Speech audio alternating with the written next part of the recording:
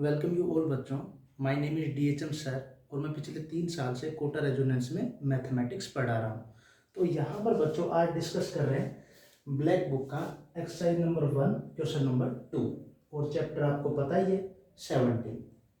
तो यहाँ पर बच्चों ये जो क्वेश्चन है ये काफ़ी अच्छा क्वेश्चन है क्योंकि इसमें क्या है कि आपके काफ़ी सारे कॉन्सेप्ट रिवाइज होंगे। तो चलिए इस क्वेश्चन से रिलेटेड जो कॉन्सेप्ट है उसको मैं पहले थोड़ा सा एक्सप्लेन कर देता हूँ। तो यहाँ पर देखिए,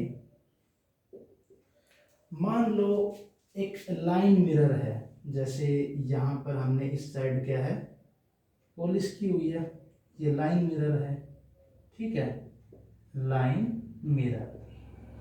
तो यहाँ पर मान लो कोई एक रे है जो ऐसे, मतलब ये पॉइंट मान लो P है, इस पे ऐसे परपेंडिकुलर डाल देंगे इस लाइन पे। ये एंगल मान लो इंसिडेंट एंगल क्या है, थीटा। तो ये थीटा एंगल पर ही ये रे क्या होगी, रिफ्लेक्ट। तो ये आपकी इंसिडेंट रे है, ये आपकी रिफ्लेक्टेड रे है। अब हमें क्या करना है, ये रिफ्लेक्टेड रे है, इसकी इक्वेशन फाइंड आउट करनी है। तो इक्वेशन फाइंड कैसे करते हैं, देखो ये जो पॉइंट P है ये तो इंसिडेंट पर भी है और रिफ्लेक्टेड पे भी है। तो एक पॉइंट हमें मिल गया P, लेकिन इस P पॉइंट को फाइंड आउट कैसे करेंगे। लाइन मिरर को सिंपली इंसिडेंट रे के साथ सोल्व कर लो और ये पॉइंट P आप फाइंड आउट कर सकते हो। अब देखो एक लाइन को फाइंड आउट करने के लिए हमें 2 पॉइंट चाहिए।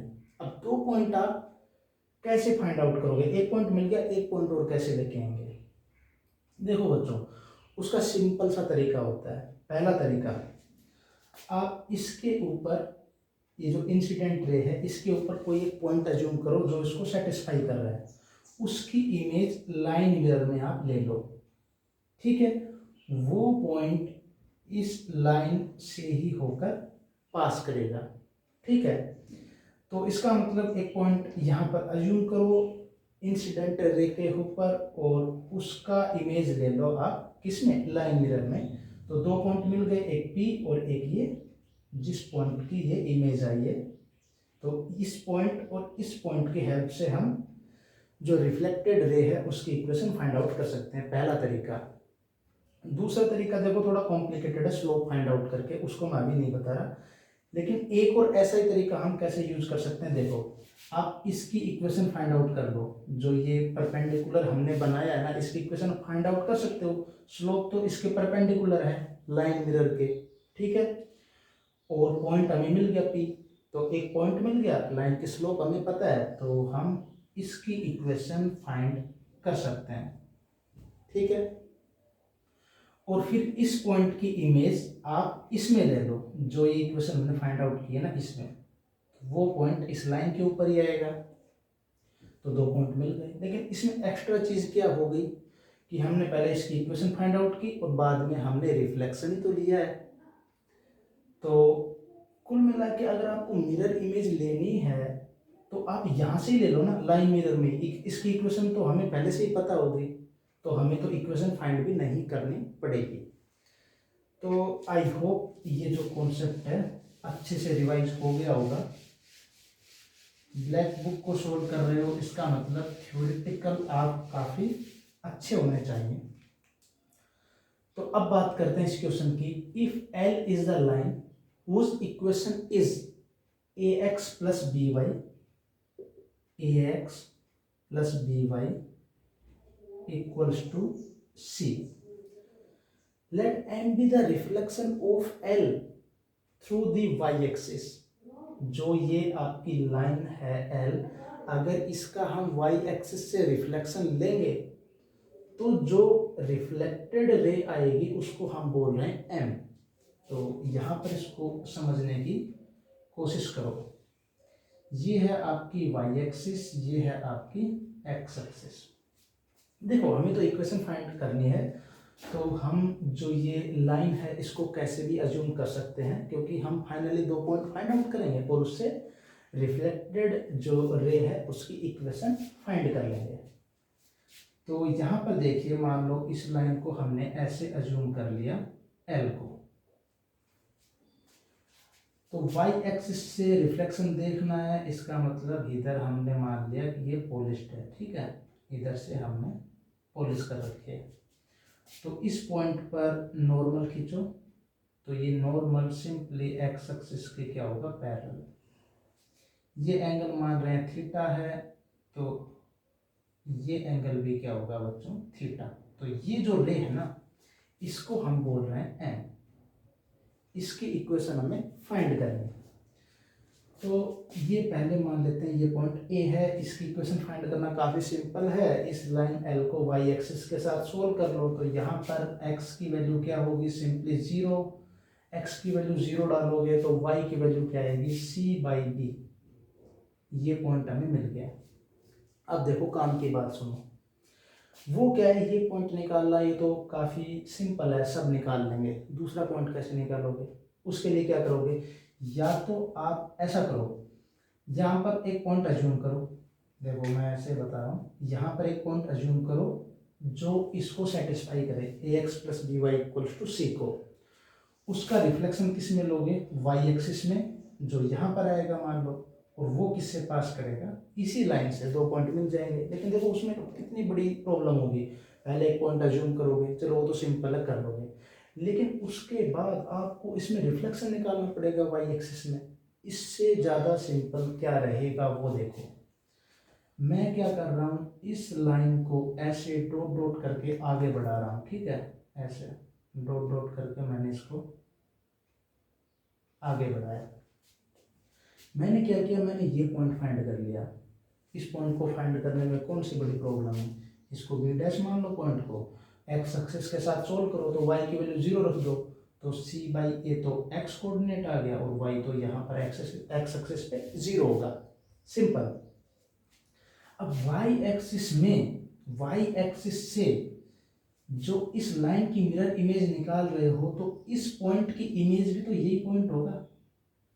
समझ में आया, तो कितना सिंपल हो गया। अगर ये देखो, इसका मतलब ये लेंथ इक्वल है, ये तो ओरिजिन है, अगर ये -2 है तो ये +2 होगा। कुछ नहीं करना, हमें केवल जो x कोऑर्डिनेट है उसका साइन चेंज करना है। तो ये जो पॉइंट है b, ये क्या आ गया, -c/a, 0। कितना सिंपल हो गया, देखा, हमने कोई फॉर्मूला भी यूज नहीं किया, और जो दूसरा पॉइंट है वो भी हमने फाइंड आउट कर लिया। ओके, ये समझ में आ गया होगा।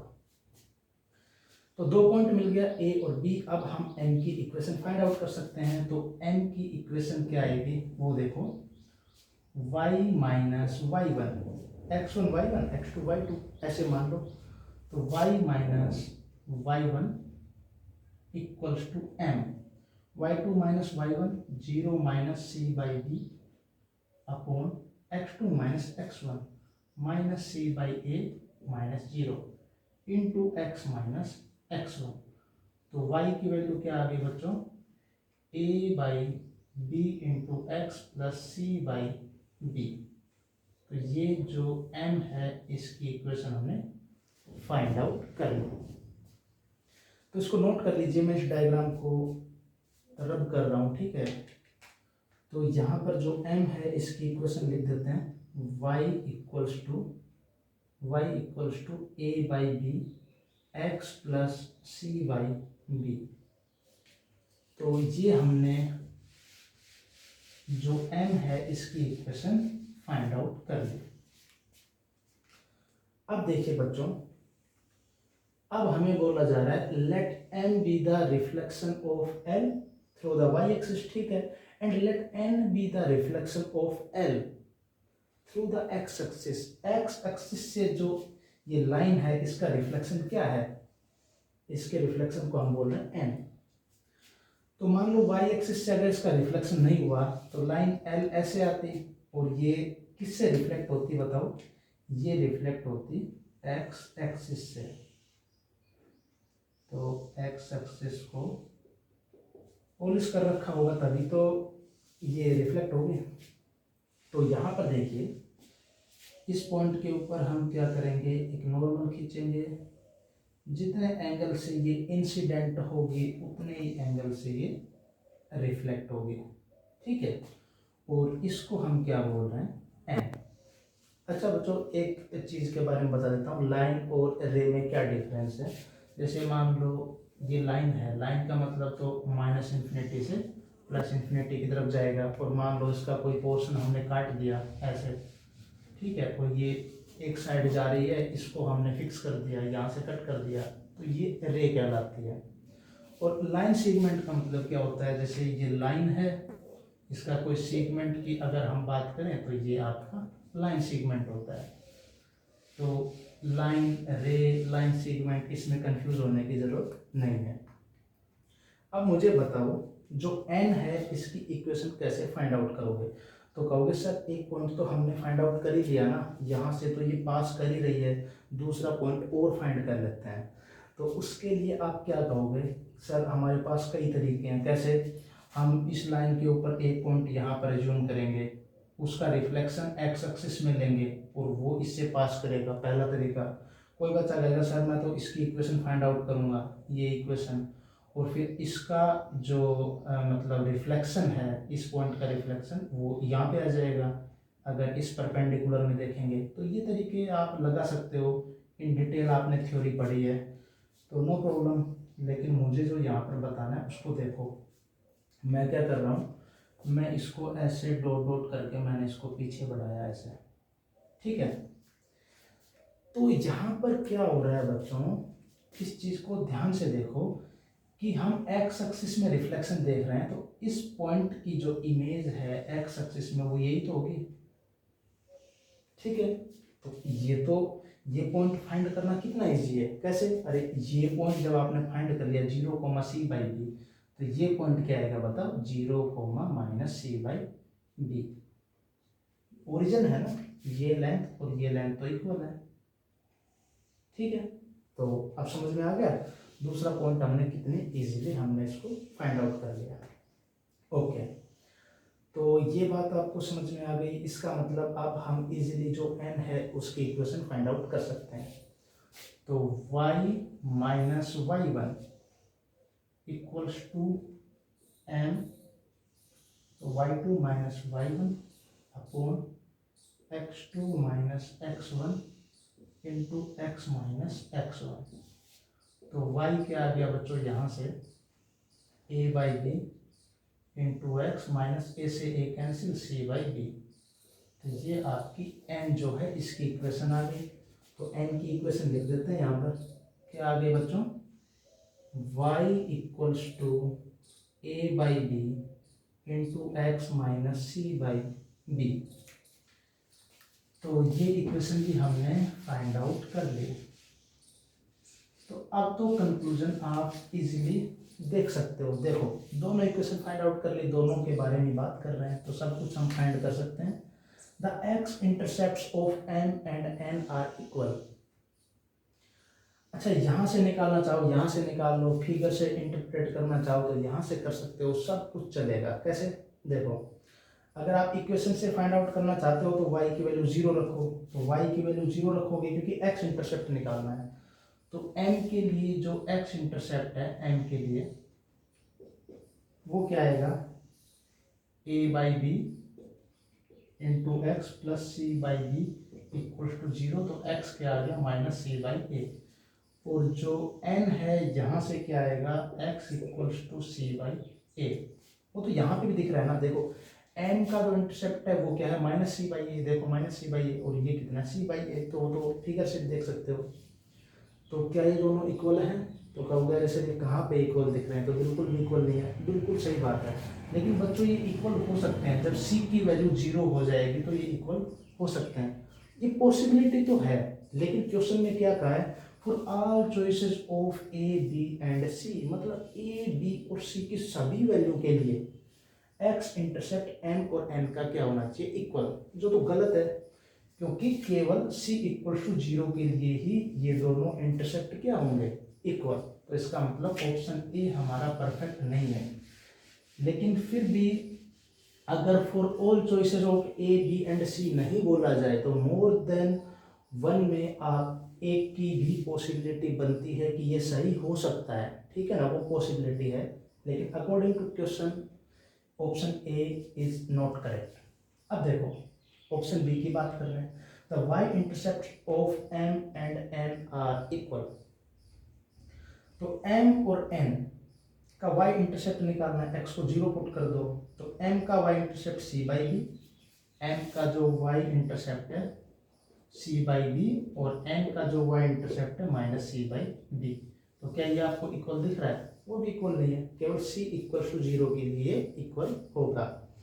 तो for all choices of A B and C के लिए ये भी क्या गलत। और ये तो आप डायग्राम से भी देख सकते हो, एम का सी बाई बी आना चाहिए, तो एम का क्या सी बाई बी वाई इंटरसेप्ट, और इसका माइनस सी बाई बी। बच्चों जो इंटरसेप्ट है ना वो विद साइन देखा जाता है, ये लेंथ की बात नहीं करते। इंटरसेप्ट का मतलब होता है जैसे एक्स एक्सिस पे किसी लाइन का -2 इंटरसेप्ट हो सकता है, ठीक है। थ्योरी वाले पार्ट में आपने काफी अच्छे से डिटेल में समझा होगा। अब यहाँ पर ऑप्शन सी की बात करते हैं, the slopes of M and N are equal. तो ये तो दिख रहा है स्लोप क्या है बच्चों, y बराबर एम एक्स प्लस सी से आप कंपेयर कर लो। तो जो स्लोप है एम की स्लोप, एम की अगर स्लोप की बात करें तो a बाई बी, और n की भी स्लोप की बात करें तो क्या है a बाई बी, जो बिल्कुल सही बात है, मतलब option C is correct. Option D की बात करते हैं, the slopes of m and n are reciprocal. अरे जब इक्वल है तो रेसिप्रोकल की तो बात ही नहीं होगी, है ना, ये आपस में रेसिप्रोकल थोड़ी है। ओके, लेकिन स्लोप को मैं यहाँ से और समझा देता हूँ कि यहाँ पे स्लोप हम कैसे बताएंगे ज्योमेट्रिकली इक्वल है। तो पहले तो मुझे ये बताओ, आपको ये बात पता है ना कि जैसे कोई ये लाइन है, इसकी स्लोप कैसे फाइंड आउट करते हैं। तो पॉजिटिव एक्स एक्सिस से एंटी क्लॉकवाइज डायरेक्शन में एंगल फाइंड आउट करो, जिसको हम क्या बोलते हैं, इंक्लिनेशन एंगल, ठीक है। उसका क्या ले लो,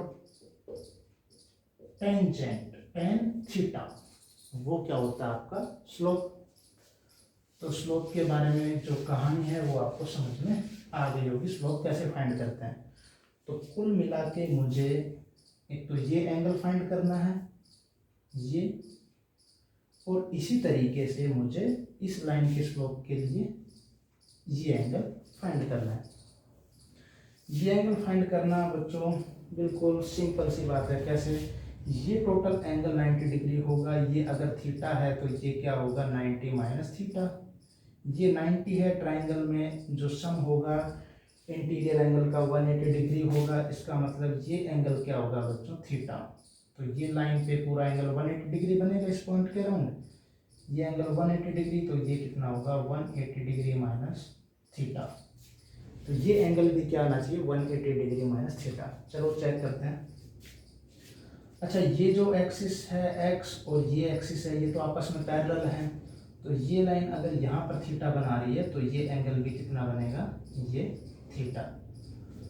अगर मान लो किसी को ऐसे समझ में नहीं आ रहा तो ऐसा कर सकते हो कि ये जो टोटल एंगल होगा ये वाला, ये 180 डिग्री होगा, ठीक है, 180 डिग्री होगा। तो ये एंगल कितना हो गया, ये 90 प्लस थीटा, तो ये एंगल क्या होगा 90 माइनस थीटा। ये एंगल 90 है, तो आप समझ में आ गया ये क्या होगा थीटा। डायरेक्ट भी आप देख सकते हो एज यूज। अब मुझे बताओ ये एंगल कितना है, ये एंगल यहाँ पर 90 डिग्री बना रहा है, ये एंगल थीटा हो गया, तो ये एंगल कितना होगा बच्चों, ये 90 माइनस थीटा, क्योंकि टोटल कितना है 90 डिग्री। ओके, तो ये एंगल भी कितना होगा, रिफ्लेक्शन एंगल भी इंसिडेंट एंगल के इक्वल होगा। तो ये एंगल कितना होगा बच्चों, यहाँ पर ये एंगल भी कितना होगा 90 डिग्री माइनस थीटा। तो ये एंगल भी 90 माइनस थीटा आ गया, तो ये टोटल एंगल कितना हो गया बच्चों 180 डिग्री माइनस थीटा। तो ये टोटल एंगल कितना आ गया बच्चों 180 डिग्री माइनस थीटा। इसका मतलब m और n जो है उनके स्लोप इक्वल होंगे, क्योंकि इनके इंक्लिनेशन एंगल कितने हैं, इनका इंक्लिनेशन एंगल है 180 डिग्री माइनस थीटा। ये है slope of m and n। तो वो तो यहाँ से भी इक्वल आपको दिख रहा है, तो थोड़ा सा ऐसे आप ज्योमेट्रिकली भी देख सकते हैं। तो बच्चों देखो यहाँ पर ज्योमेट्री का थोड़ा सा यूज इसलिए किया है क्योंकि देखो इस क्वेश्चन में आप ऐसा कर सकते हो सारी जो चीज़ें हैं वो आप इक्वेशन फाइंड आउट करके कर सकते हो बिना डायग्राम बनाए हुए भी। डायग्राम सिर्फ आपको ज्योमेट्री में थोड़ा सा फील करवाने के लिए है कि जो रिफ्लेक्शन और जो मतलब रिफ्लेक्शन वाला जो कॉन्सेप्ट है उसको ही मेनली यहाँ पर हमने इंट्रोड्यूस किया है कि रिफ्लेक्शन किस तरीके से होता है किसी लाइन मिरर के अबाउट, तो वो हमने यहाँ पर इन डिटेल देखा है। और यहाँ पर ज्योमेट्री इतनी हार्ड भी यूज़ नहीं किया, जस्ट यहाँ पर एंगल का कॉन्सेप्ट ही तो चल रहा है कि ट्राइंगल में 180 डिग्री है, एक लाइन पे एक पॉइंट का ये जो एंगल बनता है ये 180 डिग्री है, तो बस यही तो सब यूज़ कर रहे हैं। बस ये आपको पता होना चाहिए कि स्लोप हम कैसे फाइंड आउट करते हैं, इंक्लिनेशन एंगल क्या होता है। और यहाँ पर हमने वो फॉर्मूला भी यूज़ नहीं किया जिससे हम रिफ्लेक्शन पॉइंट पहले फाइंड करते हैं मिरर इमेज और उसके बाद हम जो लाइन है उसकी इक्वेशन फाइंड आउट करते हैं, तो उसका भी मैंने सीधा सा शॉर्टकट यहाँ पर बता दिया। आप ऐसा जो ये जो कॉन्सेप्ट है ये आप जो और इन जनरल जो क्वेश्चन होते हैं उसमें भी आप ये अप्लाई कर सकते हो, तो उसमें क्या फॉर्मूला आपको यूज़ करने की ज़रूरत नहीं पड़ेगी। तो आई होप बच्चों जो आज का लेक्चर है ये आपको अच्छे से समझ में आ गया होगा। अगर कोई डाउट हो तो आप कमेंट सेक्शन में कमेंट कीजिए, डेफिनेटली हम उसका रिप्लाई करेंगे। Thank you.